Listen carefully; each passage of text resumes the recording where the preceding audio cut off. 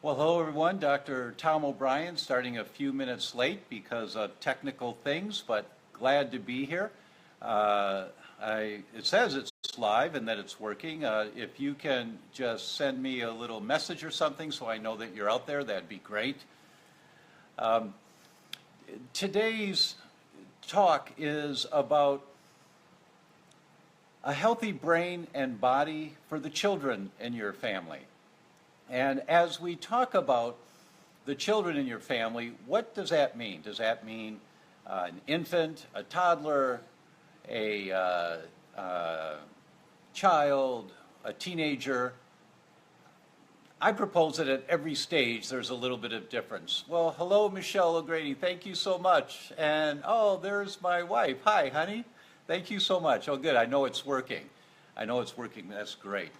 So I'm going to start by talking about children at the earliest ages. And I have an assistant with me today to talk about this. So let me just introduce my assistant, and that's my granddaughter, Mia. And Mia is having her dinner. So we're going to talk about her dinner and what makes for a healthy meal. And honey, oh yeah, I see the hearts. Yeah, thank you so much. Isn't it great?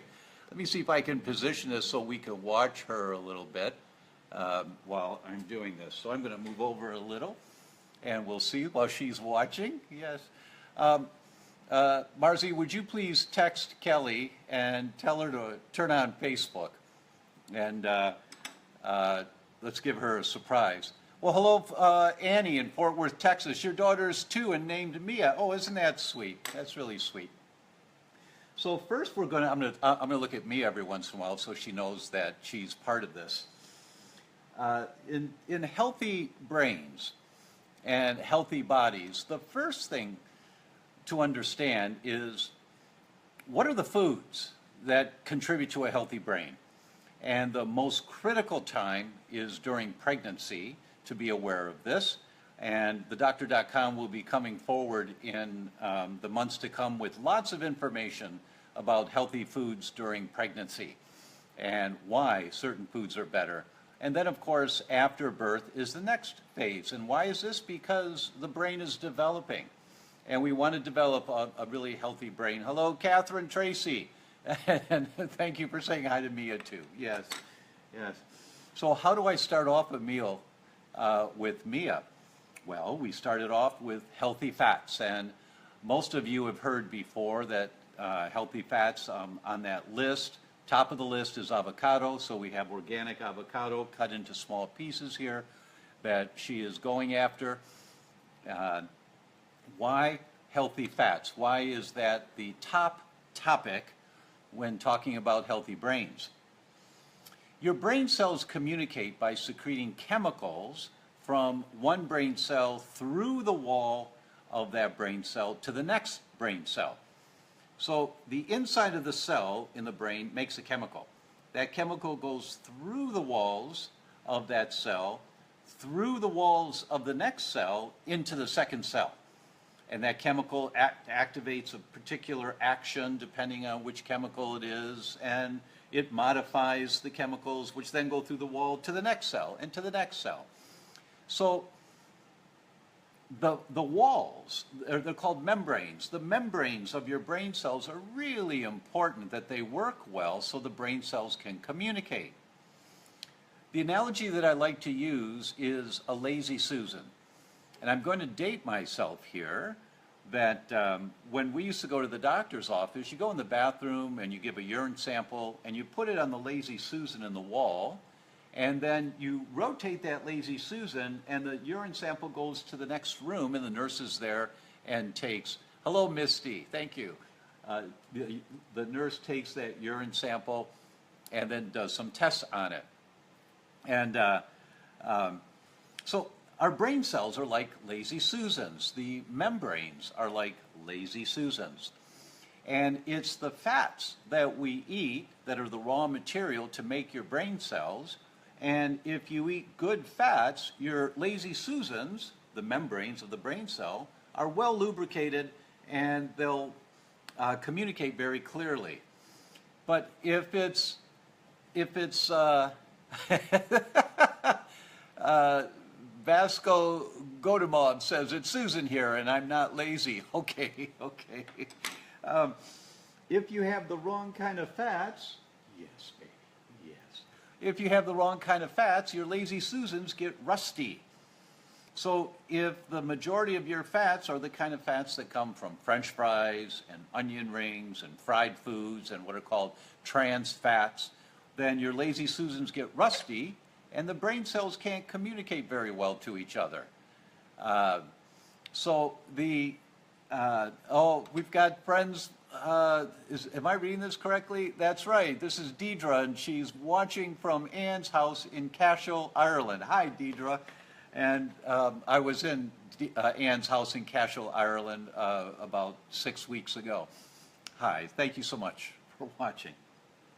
So the fats that you eat are the raw materials that make up the membranes, the lazy Susans, of your brain cells.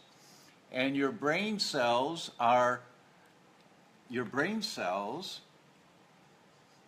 the easier the membranes, the more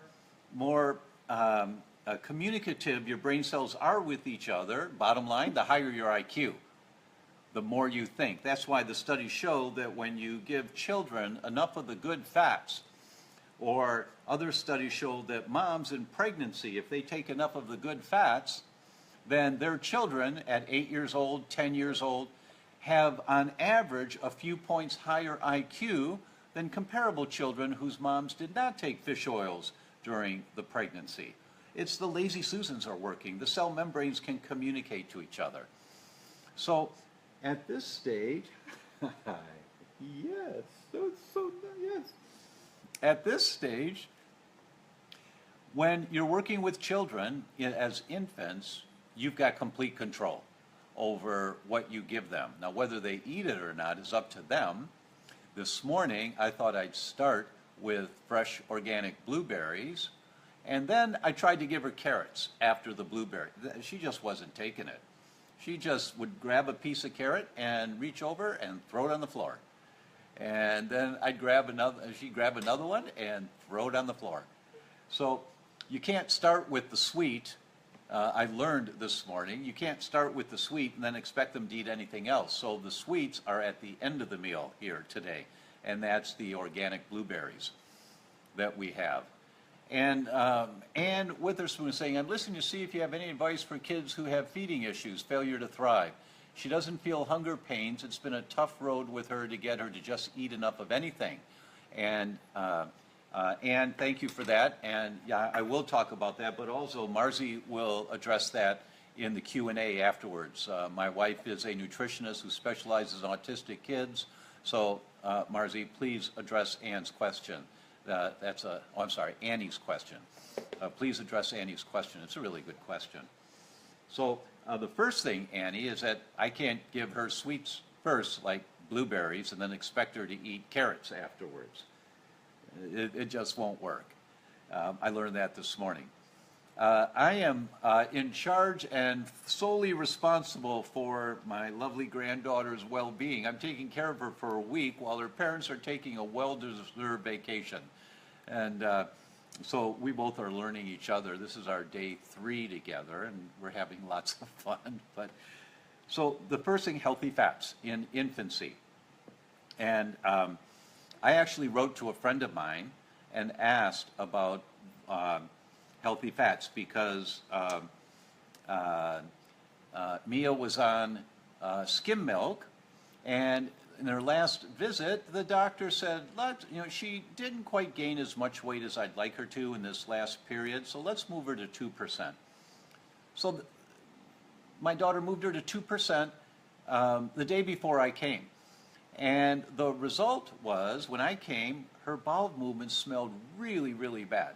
And they had never smelled like that before. And so my daughter asked, what does that mean, Dad? And I said, well, honey, it usually means that the person is having a problem digesting that food very well. Dairy is a common one that kids can have problems with. It's really good for many reasons, but some kids can have a problem with it. And so then I wrote to a friend of mine and asked for some suggestions for alternatives to get enough fats in. because the idea of moving to 2% milk was to get the more fat in, which helps with growth.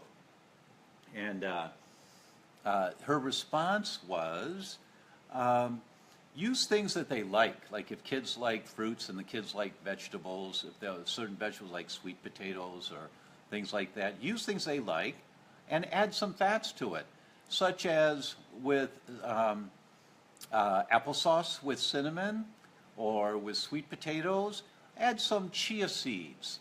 Or you can grind up some flax seeds, but you have to grind them. Don't do the whole seeds. But chia are really small, so they're usually fine. But I use a coffee grinder, and I put some seeds in a coffee grinder, go just for a minute, grind them up really fine.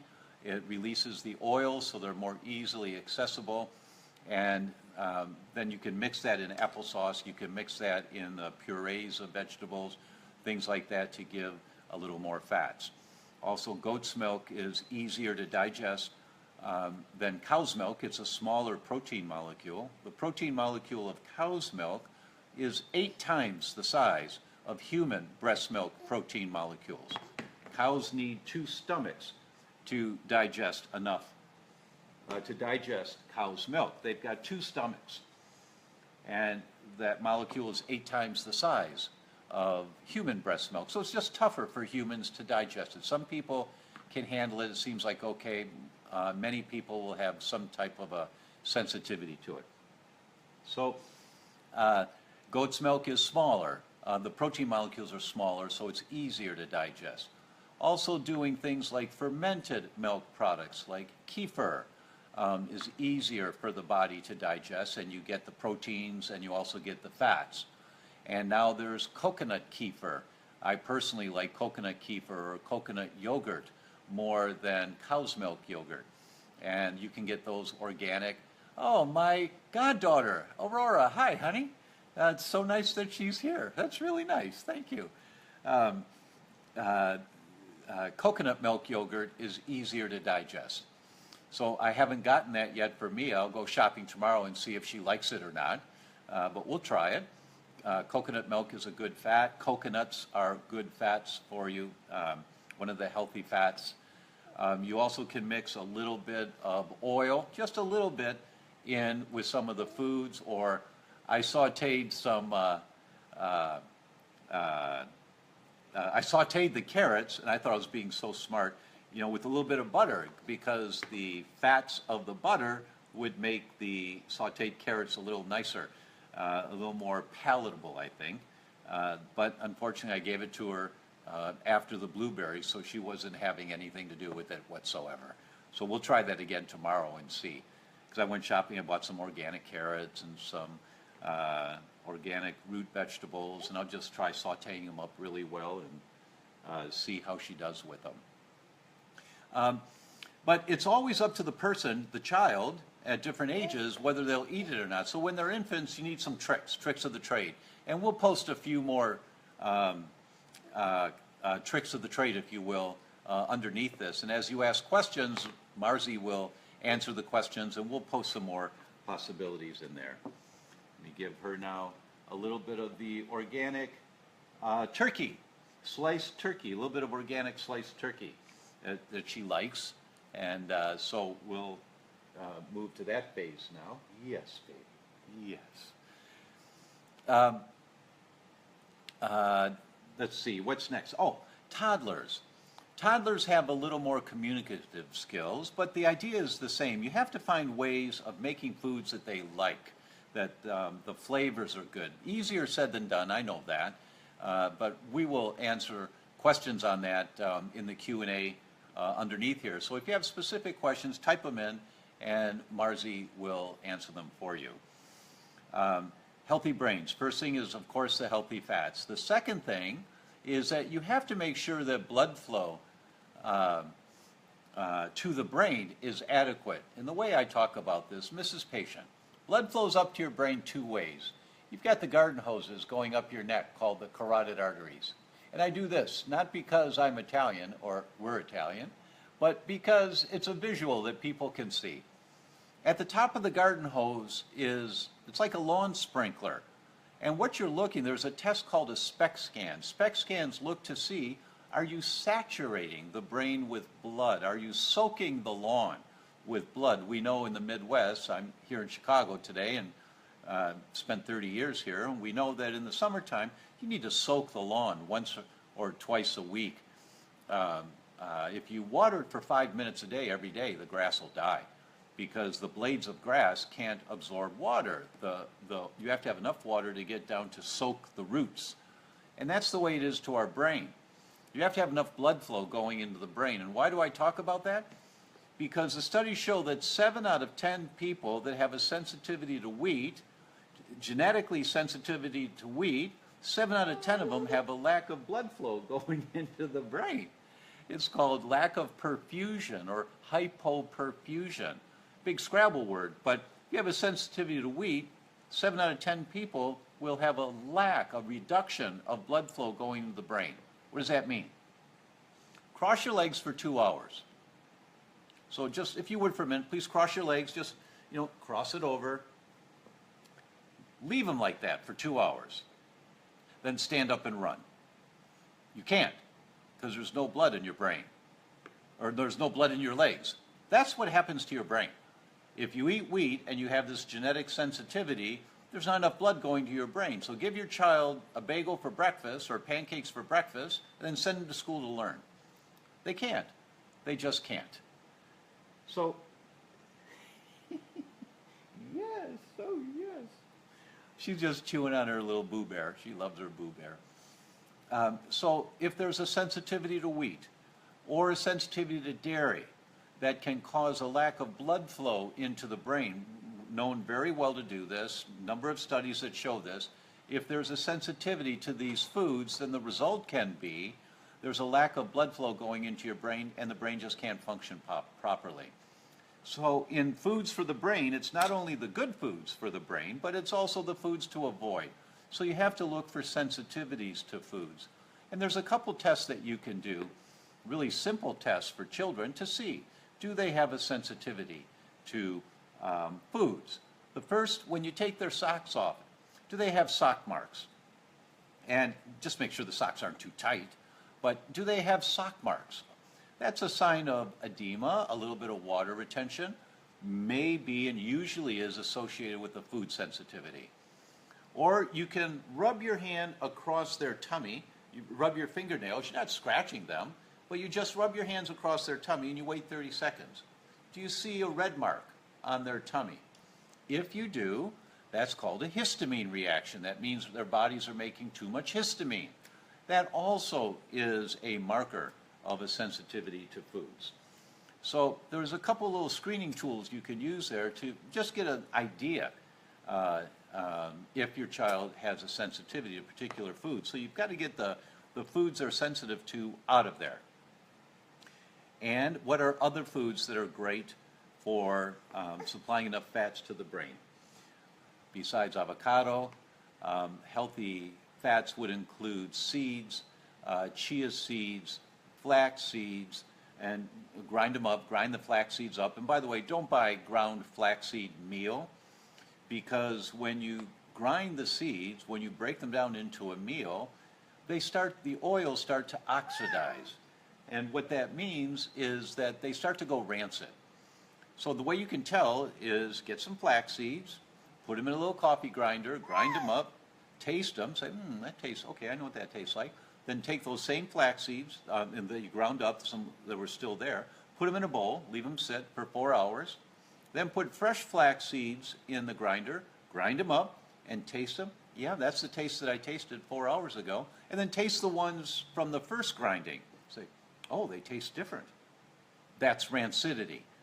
And there's different degrees of rancidity, but when you buy ground flax meal, they were ground weeks ago, if not months ago. So the rancidity factor can be a whole lot higher and not be as good for you. So always grind your seeds fresh. It's really important to do. So we've got avocados, good oils, olive oil, coconut oil, coconut itself, coconut kefir, coconut yogurts. They're just great for you. And in the infancy, really important to get enough of the good fats, critically important for their brain development, and in their toddlerhood and in their childhood. Our bodies, the brains continue to develop until you're somewhere in your early to mid-20s. So being aware of this all the way through is important. Healthy brains and healthy bodies for our children. Uh-oh. Uh-oh. Yes, here, let me give you some more. You want some more? Here we go. There we go. Really important. Uh-oh. Yes. Yes. It's just so wonderful to be here with my granddaughter. You know, I'm kind of forgetting some of the things I wanted to talk about, but it's a pleasure to be talking to you and be doing this with her. Healthy foods, proteins. You have to have enough protein. Obviously, growth is contingent upon having enough protein. Thank you, Misty. That's really nice of you to say.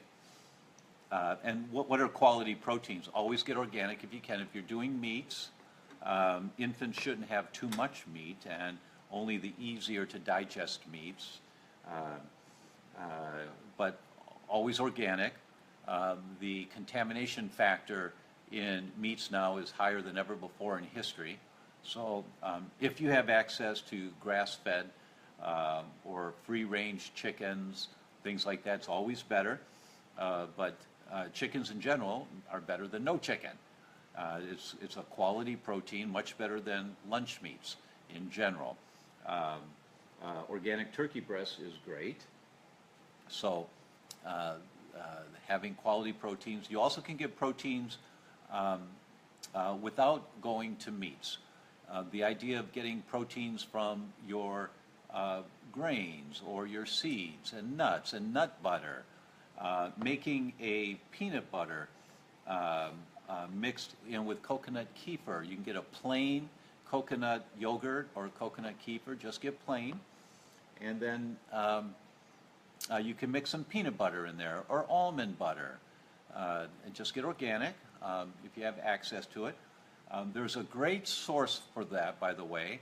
For those of you that don't know about Thrive Market, ThriveMarket.com, it's where Whole Foods meets Amazon meets Costco. And they're great, and they support, for every person that joins them, and you can get a free membership to it by going to theDr.com. You can go to theDr.com and you get free memberships there. But for everyone that joins Thrive Market to order their food from, they give a complimentary membership to a poor family. They're really giving back Tracy says, love Thrive. You bet. You bet. They're really socially conscious, trying to help the world and making this quality food available to poor families so that it's affordable for them. So I'd recommend everyone consider going to Thrive Market to order your food from, order your peanut butters and almond butters and most of your staples from Thrive. Your dollars will be going further than just into a corporate pocket. You're doing that. She's pouring water down my leg. She loves doing that. Uh-oh. There you go, honey. All right, time for some little treats now. It looks like, so let's give her some blueberries. So I take organic blueberries and I cut them in half just to make sure nothing gets stuck. And so she loves blueberries and blackberries and raspberries. She's a great eater. Her parents have been, from day one, just being very conscious about transitioning her with healthy foods. And she's just a great eater, and she's growing like a weed, which is really great to see. And in the fruits, please make sure they're organic whenever you can, once again. If not, if you don't have access to organic fruits and vegetables for some reason, then go to the Environmental Working Group, EWG.org, and download the list, and we'll put the link here. Marzi, let's put the link in for the list of the Dirty Dozen. The Dirty Dozen are the fruits and vegetables that have the highest concentrations of pesticides and insecticides. And those are the ones that you want to shy away from when you have to buy non-organic fruits or vegetables. So we'll put the list here so that you have access to it. So if you have access to organic, then just go to town. And if you don't have access to organic, then avoid the dirty dozen as much as possible. And then there's the clean 15. And those are the ones, when you cannot buy organic, these are the safest fruits and vegetables that have the least amount of pesticides and insecticides or antibiotics. You know, they spray antibiotics now on our vegetable crops. I don't know about on the fruit crops, but they do spray them on the vegetable crops. My wife is giving a message here. Oh, here's the list. Oh, you're fast. Oh, you're fast. The dirty dozen. Thank you, honey. So there's the list for you so that you can access that. If you don't have access to organic, then go with inorganic. But avoid the dirty dozen whenever possible. If you cannot avoid the dirty dozen, do the dirty dozen. It's more important to get fruits and vegetables than not getting fruits or vegetables. You know, there's a study done about mercury in fish. And we know now that, for example, just about all tuna, except for one, and I'll talk about that in a minute, but almost all tuna now has mercury in it, and measurable levels of mercury. It's not poisonous to eat one order of tuna in a restaurant, but it accumulates. The mercury can accumulate in your body if you don't break it down, detox it, and get rid of it. And if you're one of those that has some subtle imbalances in detoxification, this stuff will accumulate in your body, and over time you get mercury toxicity. The exception to that is Vital Choice Seafood. Marzi, let's do a link for Vital Choice for their canned tuna. Vital Choice Seafood. And they have a canned tuna that has the lowest level of mercury that's measured in canned tuna fish. And they have a whole system to determine which fish to use for that canned tuna. My son grew up on canned tuna fish. This was back in the 80s. And he actually developed an anemia. And we couldn't figure out where it came from. And then I finally did figure out he had antibodies to fibrinogen, he had an autoimmune mechanism. What are you doing on my leg? What are you doing? She loves to pour water down my leg. She wants attention. But I discovered that my son had elevated antibodies to fibrinogen because of a mercury toxicity. And I couldn't figure out where you get mercury toxicity. Then I realized it was the tuna fish that was doing it. But there is healthy canned tuna fish that you can get, and Marzi will put the link here for you for the healthy canned tuna fish. She's watching the water drip down my leg. Oh, God, this is a grandfather's thing. I kind of love it. All right, so there was a study on tuna fish in pregnancy. Should women eat tuna fish in pregnancy? Should they eat fish in pregnancy because of the mercury toxicity? And the study was very clear. The potential damage of the exposure to mercury is so much lower than the damage of not having enough omega-3 fatty acids, that it was so much more important to get the omega-3 fatty acids than it was to not eat fish. So if they had no other source, they should eat the fish. Oh, God, she's never done it this much before. She wants attention. So it's more important to get the quality foods that have the nutrients to help build your brain than it is to not eat the foods. So when you can, of course, range-fed chickens, grass-fed meats, low mercury to mercury-free tuna fish whenever you can, fish that are lower on the food chain. Yes. Where's the? Oh, you ate all the blueberries. Okay, let me give you some more blueberries here. Let me get some more blueberries. There you go, honey. So those things are much more important. Charity Tingley says, the Environmental Work Group is amazing. We use it when showing people what they're putting on their skin with most body care products. That's right. It's a great organization. They've been around for a long time. They do great work to try to educate the public on here's what the science says and here's what the manufacturing industry is trying to tell you so that you see the difference. All right, I've been going on for a while here now. I'm going to give my granddaughter some attention now. Thank you so much for joining us. Leave your questions here, and if you would share this link with your friends, let them know about this. It reinforces for me the value in doing this. So thanks once again. It's really great to see you, and we'll see each other again next week. Thank you. Bye-bye. Say bye-bye. Bye-bye.